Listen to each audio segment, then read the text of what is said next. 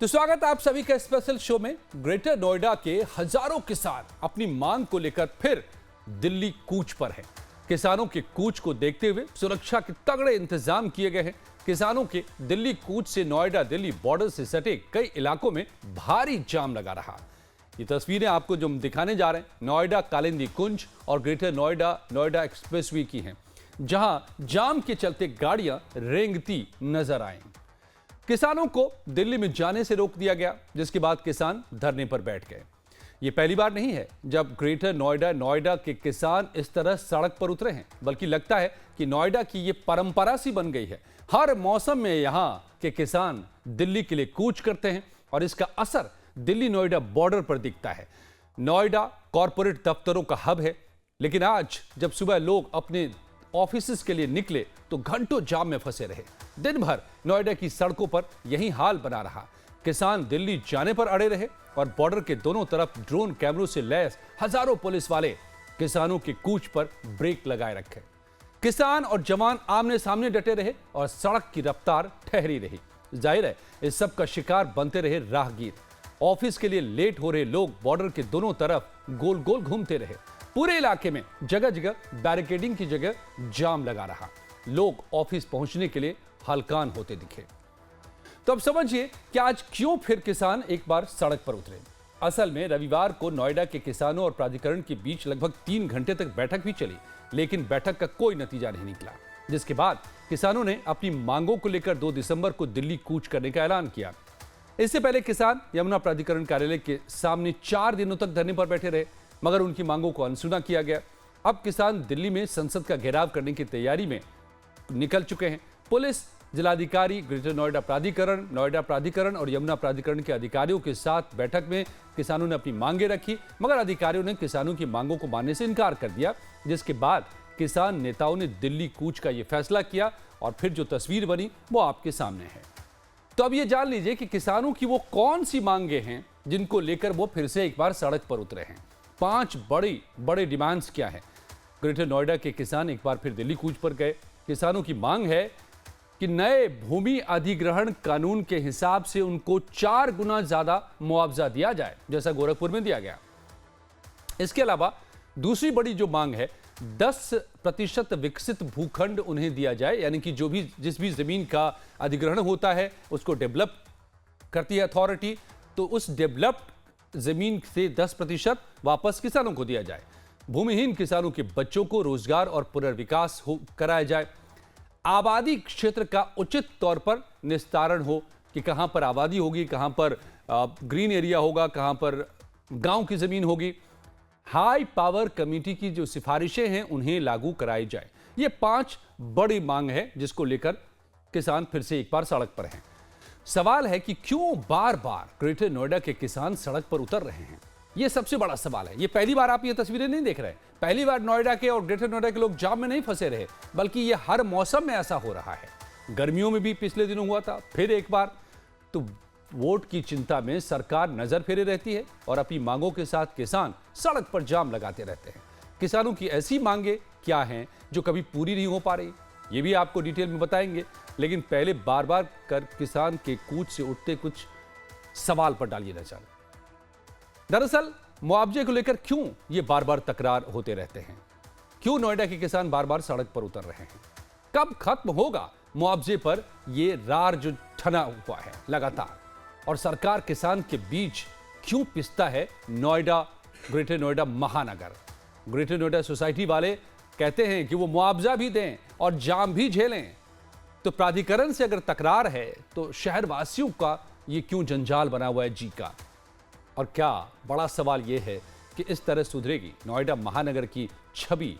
और इस सब के बीच में सरकार कहां है, क्या कर रही है, ये भी बताएंगे आपको। अब दिलचस्प यह है कि आज ही सुप्रीम कोर्ट ने भी ऐसे किसानों के आंदोलन पर एक टिप्पणी की है। मामला दूसरी जगह का है, लेकिन मामला एक सा है, इसलिए आपको बताए देते हैं। किसानों के रास्ता रोको आंदोलन को लेकर सुप्रीम कोर्ट में एक बड़ी टिप्पणी सामने आई। कोर्ट ने पंजाब और हरियाणा के बीच खनौरी बॉर्डर पर बैठे किसानों को नसीहत देते हुए कहा है कि उनके प्रदर्शन से आम लोगों को किसी भी तरह की परेशानी नहीं होनी चाहिए। और यही बात हम कह रहे हैं कि क्यों नोएडा के लोग बार बार परेशान हो रहे हैं। ये जो प्राधिकरण और किसानों के बीच की तकरार है उसको लेकर के। इसके अलावा प्रदर्शन के दौरान हाईवे भी जाम नहीं होना चाहिए, यह भी सुप्रीम कोर्ट ने आज बताया है। सोमवार को जस्टिस सूर्यकांत और जस्टिस उज्जवल भुइयां की बेंच ने सुनवाई के दौरान किसान नेता जगजीत सिंह डल्लेवाल को ये नसीहतें दी। कहा कि इसमें लोगों की सुविधाओं का ध्यान रखिए, आप प्रदर्शन कीजिए, आप धरने पर बैठिए, लेकिन लोग ना परेशान हों। डल्लेवाल दरअसल एमएसपी की गारंटी के लिए कानून बनाने समेत कई मांगों को लेकर पंजाब में आमरण अनशन पर हैं, लेकिन पुलिस ने उन्हें खनौरी बॉर्डर से उठा लिया था।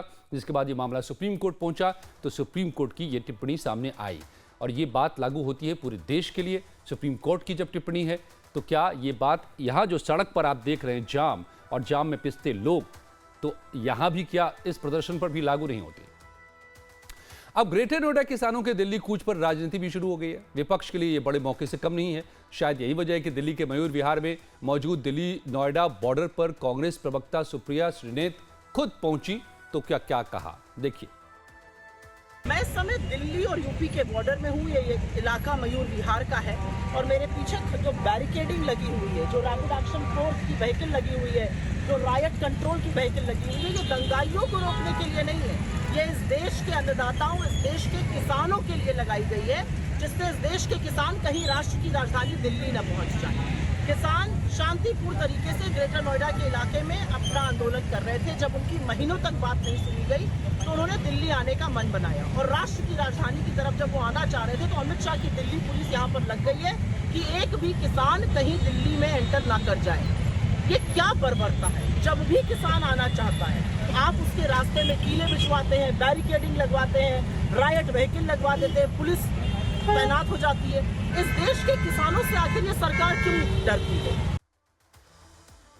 तो एक रिपोर्टर के अंदाज में नजर आई सुप्रिया श्रीनेत और सरकार पर हमले बोले और शाम होते होते यूपी सरकार का भी वर्जन सामने आ गया। सूबे के डिप्टी सीएम कृष्ण प्रसाद मौर्य खुद सामने आए और किसानों को अपना संदेश दिया एक तरफ, तो दूसरी तरफ किसानों को बरगलाने का कांग्रेस पर आरोप भी लगा दिया। सुनिए। किसानों का भारतीय जनता पार्टी की डबल इंजन सरकार सम्मान करती है और उनकी जो समस्या है उनका समाधान करती है, आगे भी करेंगे। और जहां तक किसानों का कूच है वह जो जहां पर वार्ता होगी वहां पर देखेंगे। लेकिन मैं इतना जरूर कहूंगा कि अभी पिछले दिनों हरियाणा की तरफ से कूच होता था और वह किसान आंदोलन की आड़ में या किसान आंदोलन के पीछे कांग्रेस छिपी हुई थी और जब चुनाव परिणाम आया जो उस आंदोलन को लीड करते थे वह स्वयं चुनाव हार गए थे और जनता बहुत समझदार है। तो ये तो हो गई राजनीति की बात, लेकिन शाम होते होते एक अच्छी खबर आई। नोएडा पुलिस और किसानों के बीच में बातचीत हुई और एक समझौता सामने आया। दिल्ली कूच को लेकर पुलिस अधिकारियों ने किसानों की बात प्रशासन तक पहुंचाने का आश्वासन दिया, जिसके बाद किसान इस बात के लिए राजी हुए कि वो वापस तो नहीं जाएंगे, लेकिन नोएडा के दलित प्रेरणा स्थल पार्क के भीतर अपना तंबू लगाएंगे और अगले 7 दिनों तक वो प्रशासन के फैसले का इंतजार करेंगे। अधिकारियों ने किसानों को 1 हफ्ते का आश्वासन दिया है। वो किसानों की बात मुख्य सचिव से करवाएंगे, ये कहा है। तब तक के लिए किसानों ने दिल्ली कूच को रोक दिया है और किसानों का कहना है कि अगर सरकार उनकी मांगे नहीं मानेगी तो वो आगे दिल्ली कूच कर जाएंगे। इस बीच वो दलित प्रेरणा स्थल के भीतर जो पार्क है उसमें बैठ गए हैं। किसानों के रोड से हटने के बाद फिलहाल यमुना एक्सप्रेसवे को खोल दिया गया है। देखिए, लाइव टाइम्स रिपोर्टर खुशबू सिंह भी उस वक्त मौजूद थी मौके पर, उनकी रिपोर्ट। इस वक्त हम मौजूद हैं यमुना एक्सप्रेसवे, ये जो है प्रेरणा स्थल यहाँ पे, जहाँ पे किसानों का प्रोटेस्ट अभी तक चल रहा था। अब जो है इस एक्सप्रेसवे को खोल दिया गया है बैरिकेडिंग करके और पूरी तरीके से सिक्योर किया गया था ताकि जो किसान दिल्ली की तरफ कूच कर रहे थे वो यहाँ पे उनको रोका जा सके। हालांकि इससे पहले जो बैरिकेडिंग थी उसको किसानों ने तोड़ दी थी, तोड़ के वो आगे की तरफ बढ़े थे और फिर एक बार किसानों ने यहाँ पे आके अपना जो आंदोलन था जो उसको यहाँ पे आके धरने पे बैठे हुए थे। आगे हालांकि जो प्रशासन है उसकी तरफ से आश्वासन दिया गया है किसानों को कि उनकी जो बातचीत है ऊपर मुख्य सचिव से हो रही है और किसानों को 1 हफ्ते के भीतर ही मुख्य सचिव से बातचीत कराई जाएगी, जिस शर्त पे किसानों ने अब रास्ते को खाली कर दिया गया है। अब यहाँ से बैरिकेड्स हटा दिए गए हैं। पिछले कई घंटों से ये जो रोड है, ये जो एक्सप्रेसवे है, इस पे यातायात रुक गई थी और जो जिसकी वजह से आम जनमानस को काफ़ी परेशानियों का सामना करना पड़ रहा था। अब ये रोड खोल दिया गया है, बैरिकेड्स हटाए जा रहे हैं। अभी भी कुछ किसान हैं और तमाम जो सुरक्षा बल हैं, पुलिस के अधिकारी हैं, वो रोड पे मौजूद हैं और बाकी जो क्राउड है, जो भीड़ है किसानों की, वो पार्क के अंदर शिफ्ट हो चुकी है, जिसकी वजह से अब इस रोड को खोला गया है और जो यहाँ पे यातायात है एक बार फिर से सुचारू रूप से शुरू हो चुका है। वीडियो जर्नलिस्ट विक्रम डोगरा के साथ मैं खुशबू सिंह, लाइव टाइम्स नोएडा। तो मेरे साथ बीजेपी की नेता ऋचा सिंह भी जुड़ गए हैं, किसान नेता भी जुड़ रहे हैं। हम उनसे भी बात करेंगे और समझेंगे दोनों के पहलुओं को कि आखिर क्यों बार बार नोएडा में ये सड़क जाम की हालत पैदा होती है, क्यों नहीं खत्म हो रहा प्राधिकरण और किसान के बीच का ये रार। लेकिन उससे पहले आपको ये भी दिखा दें कि हमारी सहयोगी ने नोएडा के ज्वाइंट सीपी शिवहरी मीणा से भी इस मौके पर बात की। सुनिए। यमुना एक्सप्रेस वे, ये जो है प्रेरणा स्थल यहाँ पे, जहाँ पे किसानों का प्रोटेस्ट अभी तक चल रहा था, अब जो है इस एक्सप्रेसवे को खोल दिया गया है बैरिकेडिंग करके और पूरी तरीके से सिक्योर किया गया था ताकि जो किसान दिल्ली की तरफ कूच कर रहे थे वो यहाँ पे उनको रोका जा सके। हालांकि तो आपको दिखाएंगे क्या कहना है पुलिस का। पुलिस ने फिलहाल लोगों को, किसानों को समझा लिया है कि रास्ता छोड़ करके वो पार्क में बैठे और इस वक्त अब पार्क में बैठे हुए हैं किसान, 7 दिन का इंतजार प्रशासन के फैसले का। ऋचा सिंह बीजेपी के प्रवक्ता मेरे साथ जुड़ गए हैं। ऋचा जी, स्वागत है आपका लाइव टाइम्स पर। ये लगता है कि हर मौसम में यही तस्वीर सामने आती है। पिछली गर्मियों के दिनों में भी किसान उतरे थे सड़क पर, तब भी मुआवजे की मांग थी, तब भी इसी तरह से नोएडा वासी और ग्रेटर नोएडा वासी पिसे थे इस जाम में पूरे दिन, ऑफिस जाने वाले लोग। ये कब तक चलेगा, क्यों नहीं खत्म हो रहा है ये सब? देखिए, भारतीय जनता पार्टी की सरकार, चाहे वो केंद्र की सरकार हो या फिर प्रदेश की, ये किसानों को लेकर बेहद संवेदनशील है और किसानों के मुद्दे पर हम लगातार किसानों के साथ वार्ता भी करते रहते हैं। और आज जिस तरीके से किसान दिल्ली की तरफ कूच कर रहे थे, उसको देखते हुए लगातार शासन प्रशासन के लोग किसान आंदोलन के लोगों से बातचीत कर रहे हैं, संवाद कर रहे हैं। स्वयं मुख्यमंत्री योगी आदित्यनाथ जी की पहल पर एक हाई पावर कमेटी का निर्माण कर दिया गया और ये हाई पावर कमेटी लगातार संवाद कर रही है। इस हाई पावर कमेटी की तरफ से कुछ रिकमेंडेशंस भी दी गई हैं, जिसमें मुख्य तौर पे है भूमिहीनों की दुकानों के लिए वेंडिंग जोन में 40% आरक्षण। ये हाई पावर कमेटी की रिकमेंडेशन है। आबादियों का समयबद्ध निस्तारण, सीधी खरीद से वंचित किसानों को 64% अतिरिक्त मुआवजा और हर गांव में पेरिफेरल बाउंड्री का निर्धारण जैसी सिफारिशें इस हाई पावर कमेटी ने की है।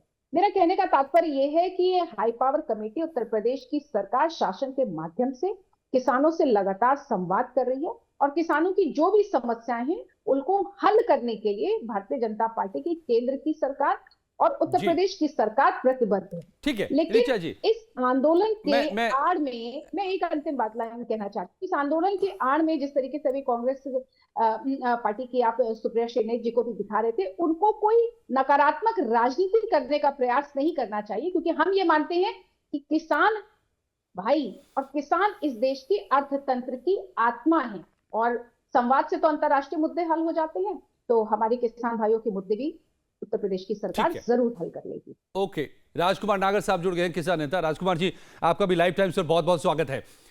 सारी बातें सरकार सुन रही है, हाई पावर्ड कमेटी बना दी गई, ऋचा सिंह जो बोल रही हैं बीजेपी की प्रवक्ता, और तमाम आपके जो मुद्दे हैं उनके समाधान के लिए लगातार डायलॉग चल रहा है आपके और सरकार के बीच में, फिर ये सड़क पर जाम क्यों?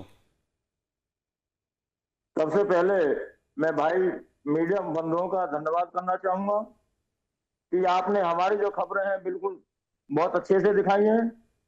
हमारा पुलिस प्रशासन के द्वारा हमारे किसानों को धरना स्थल पर आने के लिए रोका गया है, जगह जगह बैरिकेड किया गया है और लोगों को जो हमारे किसान नेता हैं उनको नजर बंद करके घर में भी रोका गया है।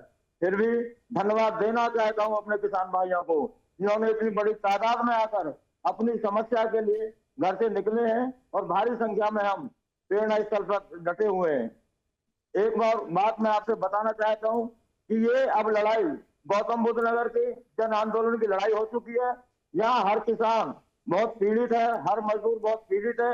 और हमको कम से कम 20 साल हो गए, सरकार द्वारा, सरकार कोई भी रहे, किसान को केवल लॉलीपॉप दिया जाता है, इसके अलावा कुछ नहीं दिया जाता है।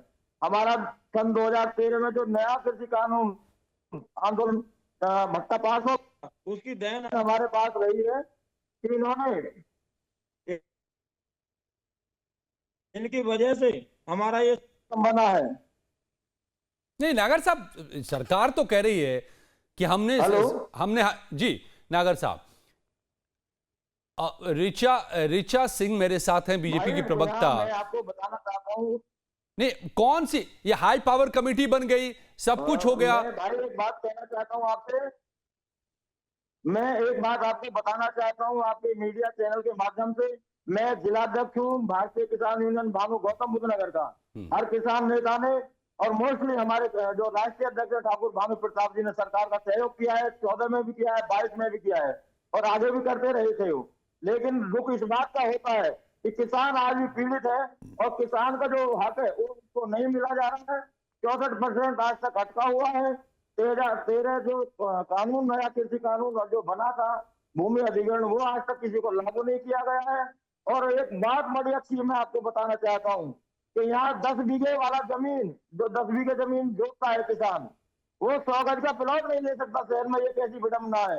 हम अपने माल को, हमारे बीच में जो दलाली का काम जुड़ा हुआ है, ये प्राधिकरणों के द्वारा बड़ी विडम्बना है कि एक जिले में केवल एक प्राधिकरण होता है, लेकिन यहाँ हमारे लड्डे ये अपराधिकरण हो गए हैं। 3 यहाँ प्राधिकरण बना दिए गए हैं किसान को लूटने के लिए। ओके ऋचा जी, आप सुन रही हैं कि ठीक है। राजकुमार जी जरा जवाब लेते। सरकार केवल 3 मांग है। नहीं, आपकी मांगों को सारी चल रही है टीवी पर। हमने 3 मांग है। हमको 10% आवासीय प्लॉट दिया जाए। हाँ, जो हमारा ये 64.7% है, इसको बढ़ाया जाए। नया कृषि कानून उस हिसाब से लगाया जाए कि हमारा गौतम बुद्ध नगर के किसानों का सर्किलेट आज तक नहीं बढ़ा गया है। इसको कम से कम 8 या 10 साल हो चुके हैं, जबकि सर्किलेट सरकार के द्वारा। ठीक है ऋचा जी, आप सुन नहीं होंगे तमाम आरोपों को कि फैसले होते हैं, कमेटी भी बन गई, आपने जैसा बताया उसने रेकमेंड भी कर दिया, लेकिन लागू हुए क्या? क्यों खत्म नहीं हो रही है मांग? नहीं देखिए, चूंकि कमेटी बनी है, कमेटी ने रिकमेंडेशंस लागू की हैं, लेकिन चूंकि ये नीतिगत फैसले होते हैं, ये तमाम चर्चा के बाद, तमाम स्थितियों को देखते हुए इसमें अंतिम जो है बातचीत पर पहुंच के उनको लागू करने की एक प्रक्रिया होती है, जिसमें हाई पावर कमेटी में जिनकी बात कर रहे थे प्राधिकरण की, उसमें सभी प्राधिकरण के लोग, चाहे यमुना अथॉरिटी के लोग हो, चाहे ग्रेटर नोएडा अथॉरिटी हो, नोएडा अथॉरिटी, सभी प्राधिकरण के नुमाइंदे शामिल हैं, जो इनकी समस्याओं को सुनेंगे और सरकार तक उसको पहुंचाएंगे। और मैं आपसे बार बार कह रही हूँ कि हमें पूर्ण विश्वास है कि किसानों की समस्याओं का हल कर लिया जाएगा, लेकिन कुछ बातें, कोई भी अधिकारी किसान की बात सुनने के लिए राजी नहीं है। आ रहा हूं मैं आपके पास नागर साहब, आपसे पूछूंगा। ठीक है नागर साहब, मैं आपके पास आऊंगा तो आप बोलें। अभी ऋचा सिंह अपनी बात पूरी कर लें, फिर आपके पास मैं आता हूं। जी ऋचा जी, सवाल देखिए, सवाल ये भी है, एक बड़ा सवाल ये भी है। मैं भी नोएडा में रहता हूं और मेरे जैसे लाखों लोग नोएडा में रहते हैं। महानगर है नोएडा। नोएडा एक आईना है उत्तर प्रदेश का, जिसमें विकास दिखाई देता है, जिसमें तरक्की दिखती है, जिसमें निवेश आता है और डेवलपमेंट का इंजन है यूपी का नोएडा। लेकिन नोएडा में आए दिन इस तरह के जाम, सड़क पर इस तरह का कोहराम, लोग जाम में फंसे, लोग ऑफिस में के लिए लेट होते लोग, गोल गोल घूमते लोग, ये तस्वीरें क्या नोएडा को आगे बढ़ाएंगी और कब तक? ये नहीं देखिए अजय जी, भारतीय जनता पार्टी की सरकार आने के बाद से नोएडा का लगातार विकास पथ पर किस तीव्र गति से वो बढ़ रहा है, इसका पूरा उत्तर प्रदेश साक्षी है।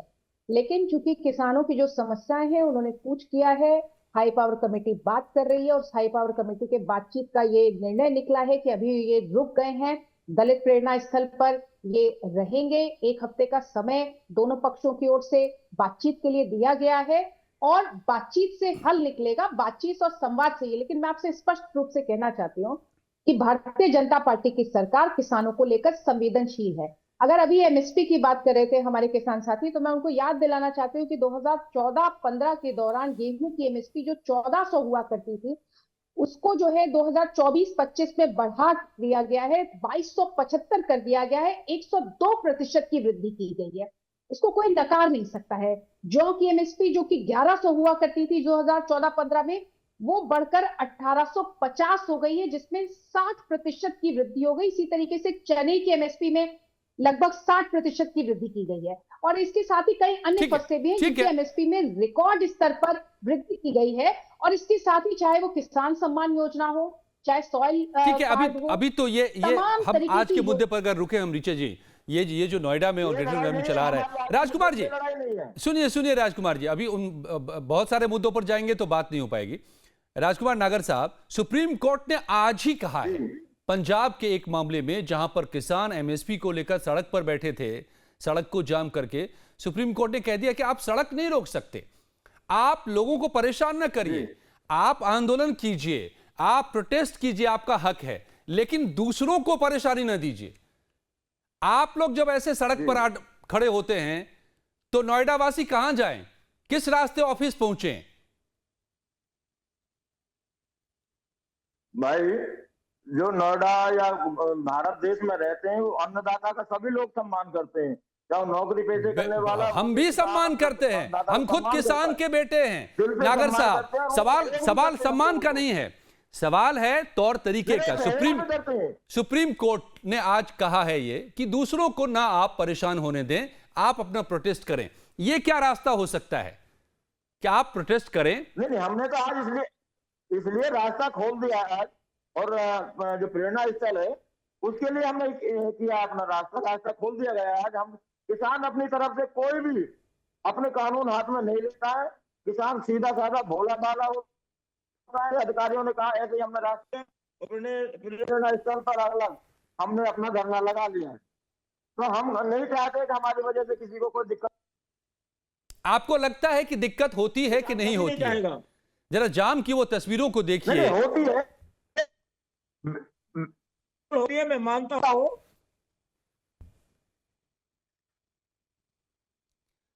नेटवर्क आपका ठीक से कनेक्ट नहीं हो पा रहा है, लेकिन जाम की ये जो तस्वीरें हैं ये पूरे दिन बनी रही, और बॉर्डर के दोनों तरफ, चाहे दिल्ली से नोएडा लोग आ रहे हों या नोएडा से दिल्ली जा रहे हों, वो लगातार या तो जाम में फंसे रहे या गलियों में गोल गोल घूमते रहे, क्योंकि कहीं से उनको जाने का रास्ता नहीं मिल रहा था। तो राजकुमार जी, इससे अगर नोएडा, ग्रेटर नोएडा की छवि खराब होगी, यमुना एक्सप्रेसवे की छवि खराब होगी, विदेश से निवेश नहीं आएगा, यहां नौकरी पेशा लोग अगर नहीं रह पाए ऐसी स्थिति में, क्योंकि हर सीजन में ये होता है, हर कुछ दिन में ये होता है, तो फिर आपको मुआवजा कहां से मिलेगा? इसकी वसीलत तो उन्हीं सोसाइटी वालों से होती है अंत में। अजय भाई, हम 25 तारीख से इन किसान से, सरकारों से और प्राधिकरणों से 25 तारीख में बड़े शांतिपूर्ण तरीके से हम लोग 25 तारीख को ग्रेटर नोएडा प्राधिकरण पर पहुंचे। हमने इनको 3 दिन का टाइम दिया, वहां भी हमारी कोई सुनवाई नहीं हुई। उसके बाद 28 तारीख को यमुना प्राधिकरण पर हम लोग आए, और हमारा ये पहले से ही कहा, अगर आप हमारी समस्या का समाधान नहीं करेंगे तो हम 2 तारीख के लिए पार्लियामेंट, दिल्ली के लिए पार्लियामेंट को घेराव करने के लिए दिल्ली कूच करेंगे। इन लोगों को जब पता लगती है ये इनमें जो ये रोड जाम करवाने वाली बात होती है या जनता को परेशान करने वाली बात होती है, इनमें कहीं ना कहीं इनकी अपनी भूमिका होती है। हम नहीं चाहते कि कहीं रोड जाम हो, हम नहीं चाहते कि हमारे भाइयों को कहीं ना कहीं कोई दिक्कत का सामना करना पड़े। हम बिल्कुल 100% शांतिपूर्ण तरीका से अपनी बात कहना चाहते हैं, लेकिन ये लोग हमारी बात सुनने के लिए तैयार नहीं होते। हमने इनको टाइम दिया था 2 तारीख तक, 25 को हम गए थे, 2 तारीख तक हमने टाइम दिया। सरकार का कोई भी नुमाइंदा हमारे पास नहीं आया है। ओके, ये सब कुछ मैंने दिखाया है। आप जो इतनी बातें कह रहे हैं, जो ब्यौरा दे रहे हैं, पिछले काफी दिनों से आप लोगों की बातचीत, कोशिशें हो रही थी, लेकिन नहीं हल निकल पाया था। ऋचा जी, ये मांग नई नहीं है इन लोगों की, बार बार ये सड़क पे उतर रहे हैं। मेरा ये कहना है कि आप ऐसे में और इस तरीके से, आप देखिए पश्चिम बंगाल में इसी तरीके से सब कुछ चलता रहा और वहां के उद्योग खत्म हो गए। कभी वो इकोनॉमिक कैपिटल हुआ करता था कोलकाता, तो क्या नोएडा महानगर की अगर ये तस्वीर आती रहेगी, जहां पॉल्यूशन पीक पर है, दुनिया का सबसे प्रदूषित शहर दिल्ली एनसीआर हो चुका है, वहां पर ऐसे जाम, रोज रोज की किचकिच, कैसे होगा? फिर समाधान तो निकालना होगा ना आपको। आप कह रहे हैं कि राजनीति हो रही है, कांग्रेस राजनीति कर रही है, सरकार, समाधान तो सरकार को निकालना होगा। नहीं अजय जी, बिल्कुल सरकार समाधान हमेशा से निकालती आई है। पहले भी किसानों की तमाम समस्याओं को हल किया गया है। किसान बिल से आपत्ति थी किसानों को, उसको वापस लिया गया है। तमाम योजनाएं लागू की गई हैं और आज भी जब किसान फिर से निकले हैं तो उनसे लगातार बातचीत की जा रही है। और उसके साथ ही जो आपका प्रश्न था कि आम शहर वासियों को किसी तरीके की कोई दिक्कत ना हो, उसके लिए वहां का पुलिस प्रशासन पूरी तरीके से तत्पर है। लेकिन अभी आप जैसा कि अपनी रिपोर्ट में पुलिस तो रास्ते रोक देती है, बैरिकेडिंग कर देती है। अब आप रास्ते ढूंढिए और पहुंचिए ऑफिस, ये आप पर है। देखिए पुलिस के पास, देखिए अजय जी, पुलिस की स्थिति को भी समझना होगा, क्योंकि किसी भी तरीके का कहीं किसी को कोई दिक्कत ना हो, इसके लिए पुलिस को समय उस स्थितियों को संभालना होता है। लेकिन जिस तरीके से कांग्रेस प्रवक्ता बैरिकेडिंग की बात कर रही थी, तो उनको समझना चाहिए कि स्थिति को संभालने के लिए बैरिकेड्स लगाना जरूरी है। लेकिन मैं इसमें एक बात और जोड़ना चाहती हूँ। आपने चूंकि पश्चिम बंगाल की बात की, लेकिन उत्तर प्रदेश आप देखिए कि उत्तर प्रदेश लगातार विकास पथ पर आगे बढ़ रहा है और आज जीडीपी में सहयोग करने वाला उत्तर प्रदेश पूरे देश का दूसरा राज्य बन चुका है। क्योंकि उत्तर प्रदेश इन समस्याओं से हल करना हम भी यही चाह रहे हैं कि नोएडा आगे बढ़े, यूपी आगे बढ़े, और ये राजकुमार जी भी चाहेंगे और आप भी चाहेंगे और हम सभी चाहते हैं। लेकिन उसमें जो ये तस्वीरें निकलकर सामने बार बार आ रही हैं तो इनके समाधान भी तलाशने जरूरी हैं, वरना ये कहीं ना कहीं दागदार बनाते हैं हमारे उस तरक्की के रास्ते को। धन्यवाद आप दोनों का मेरे साथ जुड़ने के लिए।